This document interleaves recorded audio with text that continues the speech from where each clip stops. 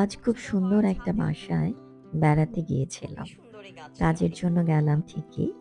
কিন্তু পরে ঘরবাড়ি দেখে ভিডিও না করার লোভ সামলাতে পারলাম না। প্রতিদিনই তো এখন ঝড় বৃষ্টি হচ্ছে।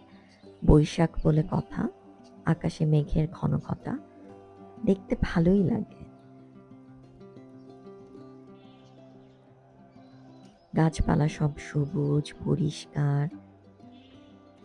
ধুলো নেই কোথাও। ফার্নিচার মুছলেও বিকেলবেলা ধুলো পড়ে যাচ্ছে না।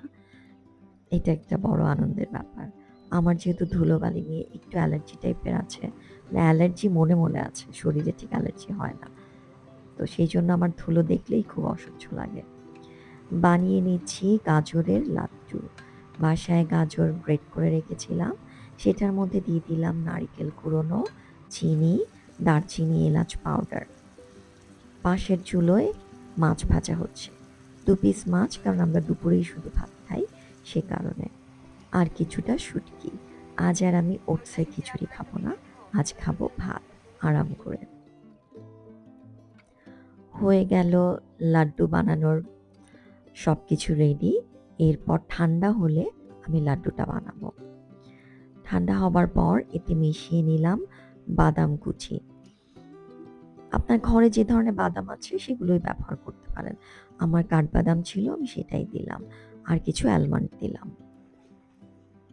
এর মধ্যে দারচিনি, এলাচ যা ছিল সব বের করে আলাদা করে নিয়েছি। খুব ভালোভাবে আলতো হাতে মেখে নিচ্ছি।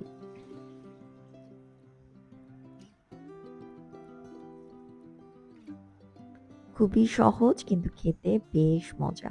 বাইরের মিষ্টি খাওয়ার চাইতে ঘরের এই ধরনের মিষ্টি বানিয়ে খেতে ভালোই লাগে। আমি বারবারই বলি আমার সুইট টুথ, একটু মিষ্টি না হলে আমার চলে না। বানিয়ে নিয়েছি গাজরের লাড্ডু এবং চিনি আমি অনেক কম দেই।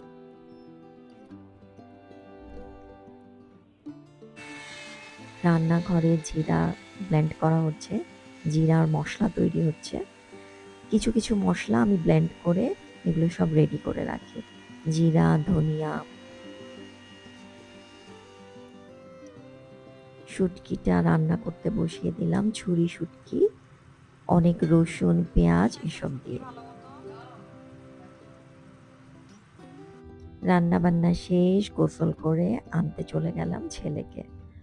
তাকে নিয়ে ফিরে আসবো বাসায় এবং এরপর আমি একটু বাইরে যাব।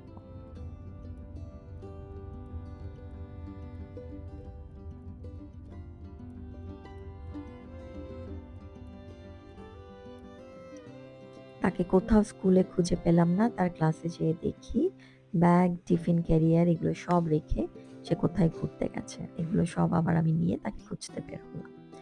বিকেলে বাসায় এসে ল্যাম্পগুলো জ্বালিয়ে দিলাম। যেহেতু একটা ল্যাম্প ভেঙে গেছে, তাই এখানে এই টার্কিশ ল্যাম্পগুলো দিলাম। এগুলো আমি প্রায় ১০ বছর আগে টার্কি থেকে এনেছিলাম। এখন এগুলো বাতাসে ভেঙে পড়ে না গেলেই হয়। আজ বাসায় কোনো একটা কারণে যত মোমবাতি ছিল সব জ্বালালাম। আমার হাসব্যান্ড বাসায় এসে বলল, "আজ কি এমন বিশেষ দিন যে চারিদিকে মোমবাতি জ্বলছে?" আমি এই অবান্তর কথার কোনো উত্তর দেওয়ার প্রয়োজন মনে করলাম না। কারণ আমার ঘর, আমার বাড়ি, আমার মোমবাতি। আমার ইচ্ছা হয়েছে, আমি সাজিয়েছি। আমি অনেক প্রশ্নের উত্তরই দেই না। অনর্থক কথাবার্তা আমার একদমই ভালো লাগে না। এবং আপনি যত অনর্থক এবং আজেবাজে কথাবার্তার উত্তর কম দিবেন, তত শান্তিতে থাকতে পারবেন। আমি বাসায় প্রয়োজনের বাইরে কথা খুবই কম বলি। আমরা দুজনেই কথা কম বলি আসলে বাসায়। বেসিক্যালি আমাকে দেখলে মনে হয় যে আমি খুবই টকেটিভ। কিন্তু আসলে না, আমি কথা কম বলতে খুব পছন্দ করি। কথা না বলে থাকতে আমার ভালো লাগে। আমার কাজের প্রয়োজনে হোক, আমার ব্যবসার কারণেই হোক, আমার মানুষের সাথে সম্পর্ক রাখতে হয় ভালোমতো। সে কারণে আমাকে অনেক কথা বলতে হয়, অনেক আতিথেয়তা করতে হয়, অনেক আড্ডা দিতে হয়। বাট বেসিক্যালি আমি অত কথা বলতে পছন্দ করি না। বানিয়ে নিলাম একটা পুর দিয়ে বানানো আ বান টাইপের। এরপর নারিকেলের দুধ আর তরমুজ মিশিয়ে, মানে তরমুজের জুস মিশিয়ে বানিয়ে নিব একটা জুসের মতো। এটাকে আমি একটু ডিপ ফ্রিজে রেখে দেখার চেষ্টা করব যে এটা দিয়ে আইসক্রিম হয় কিনা। যদি না হয় তাহলে এটা একটা খুব ঠান্ডা কুলিং ড্রিংক হবে। যেটা খেতে গরমের মধ্যে বেশ ভালো লাগবে।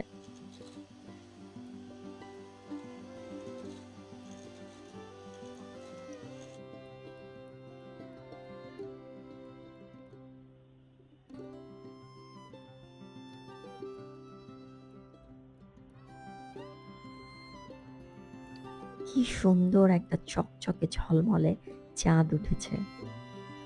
এই সময় আমার না পানির পাশে বসে খুব চাঁদ দেখতে ইচ্ছে করে। আমার একটা কাজ ছিল, আমার ২ টো ডেলিভারি উল্টোপাল্টা হয়ে গিয়েছিল। আমি অ্যাড্রেস ভুল লিখেছিলাম।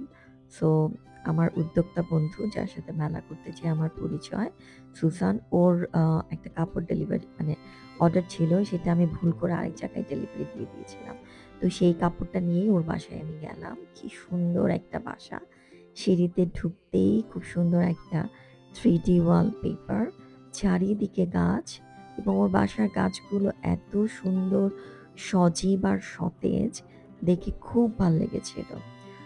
মানুষ তো সাধারণত ঘরের ভেতরটা সুন্দর করে, ও সিঁড়ির বাইরের টুকুও খুব সুন্দর করে সাজিয়েছে। ব্লক করো না, কিচ্ছু তুমি তো আমার আজকে চিনবা না, বলবো যে না, তোমার তো মেকআপ ছাড়া বেশি সুন্দর লাগতেছে। আল্লাহ, কি সুন্দর বাসা। টাকা ঘরের মধ্যে এতগুলা গাছ, তোমার গাছ হয় কেমনে ঘরের মধ্যে? সবাই আসে যদিও বলে যে এত গাছ হয় কি হবে, তোমার ছাদে দিতে হয় না গাছ? ছাদে থাকে না, সব যেগুলো ঘরে ওগুলো ঘরেই থাকে, বুঝছো? আর যেগুলো ও সাজতে পছন্দ করে, তাই এই প্রথম আমি ওকে মেকআপ ছাড়া দেখলাম। মেকআপ ছাড়া ওকে এত সুন্দর, কিউট আর সুইট লাগে। খুব কিউট লাগে মেকআপ ছাড়া। যাই হোক, ওর বাসার ভেতরে প্রচুর সবুজ এবং প্রত্যেকটা গাছ হেলদি আর সুন্দর। এত সুন্দর করে গাছ দিয়ে ঘর সাজিয়েছে, এরকম বাসা কম পাওয়া যায়। আর খুব পরিষ্কার, যেখানেই পা দিচ্ছি সব পরিষ্কার ঝকঝকে। এ ধরনের বাসাতে আসলেই না আপনার একটা হিলিং হবে, আপনার মনটা অনেক ভালো লাগবে, শান্তি লাগবে। আমি সবসময় দেখেছি যে বাসাগুলো খুব সুন্দর গোছানো, পরিষ্কার, ময়লা নেই, ধুলো নেই, মানে যার যেরকম টেস্ট সেই অনুযায়ী সে গুছিয়ে রেখেছে। খুব গোছানো পরিপাটি। ওগুলাতে ঢুকলে না এক ধরনের আরাম পাওয়া যায়। মানসিকভাবে বসে থাকলেও খুব শান্তি লাগে। মানে ক্লাটার্ড না ভালো লাগে না আসলে। এটা আপনি নিজের বাসাতেও নিজে দেখেন যে ঘর খুব অগোছালো থাকলে একটা অস্থিরতা কাজ করে।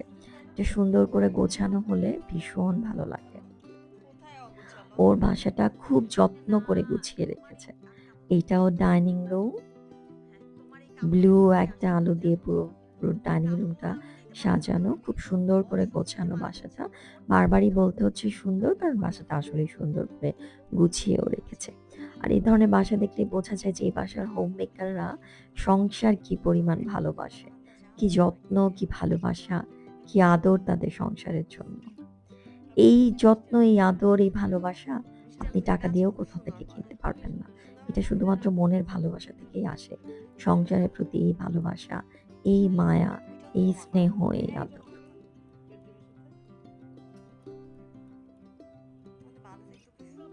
ওর বারান্দা ৩টা থেকেই খুব সুন্দর করে দেখা যায় হচ্ছে বাইরেরটা। পুরো ঢাকা দেখা যাচ্ছে, ভালো লাগছে দেখতে। প্রত্যেকটা কর্নারে গাছ রাখা, সুন্দর করে সাজানো। ওর বেডরুমে তো এই বিশাল বড় গাছটা দেখে আমি মুগ্ধ। খুব ভালো লেগেছে গাছটা এবং কি পরিমাণে হেলদি। এগুলো সব অনেক পুরনো গাছ, অনেক বয়স গাছগুলোর। আমি অবাক হয়েছি যে এত পুরনো গাছ এত সুন্দর করে কিভাবে বেড়ে উঠছে। ওর প্রত্যেকটা বারান্দাকে খুবই নান্দনিকভাবে সাজিয়েছে। এই পিঙ্কি কালারের পিঙ্ক হাঁসটা বা সোয়ানটা তো আমার খুবই পছন্দ হয়েছে।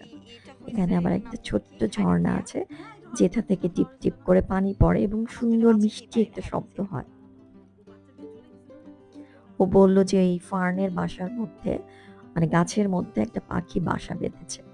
পাখিটাকে খালি চোখে দেখা যাচ্ছে, কিন্তু মোবাইলে অন্ধকারে বোঝা যাচ্ছে না পাখিটা বসেছিল এখানে।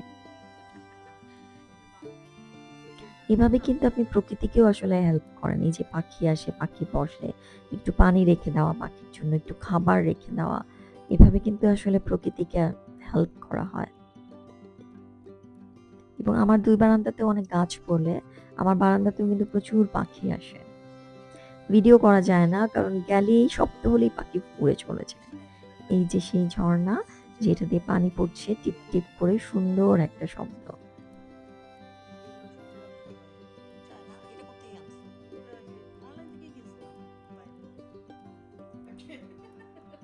এটা বেসিক্যালি ওর মেয়ের রুম। ওর মেয়ে আমেরিকাতে পড়তে গেছে। সো ওর মেয়ের রুমটা এখন ছেলে ব্যবহার করছে। কি সুন্দর করে যেগুলো সাজিয়ে রেখেছে। আর আমার তো মিনিয়েচার ডল খুব পছন্দ। ছোট, ছোট জিনিসগুলো এই আইডিয়াটা ভালো লেগেছে। কিউট। এই বারান্দাটাও সুন্দর করে সাজানো গোছানো। চমৎকার সুন্দর একটা বাড়ি। আমি খুব ডিটেইলে বাড়িটার ভিডিও নেয়ার চেষ্টা করেছি আপনাদেরকে দেখানোর জন্য। আমার ভীষণ ভাল লাগে এই ধরনের ইন্টেরিয়র করা বাড়ি। আমি একসময় চ্যানেল ওয়ানে থাকতে, মাছরাঙায় থাকতে ইন্টেরিয়রের প্রোগ্রাম করতাম। এবং এই ইন্টেরিয়রের প্রোগ্রাম করতাম বলেই আমার খুব আগ্রহ এইসব ইন্টেরিয়রের বাসাগুলো নিয়ে, যেগুলো খুব সুন্দর করে গোছানো সাজানো। আমি গল্প করা বাদ দিয়ে পুরো বাড়ির খালি ভিডিওই করছি।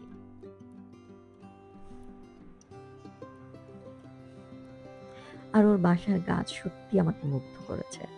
এটার পেছনে যে কত যত্ন এবং কত কষ্ট আর পরিশ্রম এবং নিজের আরাম বাদ দিয়ে এগুলো কিন্তু করতে হয়। এবং যারা এইভাবে বাসা রাখে তাদের কোনো রেস্ট হয় না, তারা কোনো আরাম পায় না। সুন্দর একটা সময় কাটিয়ে ফিরে আসলাম। এভাবে অনেকের সাথে বন্ধুত্ব হয় এবং সেই সম্পর্কগুলো আমি খুব উপভোগ করি।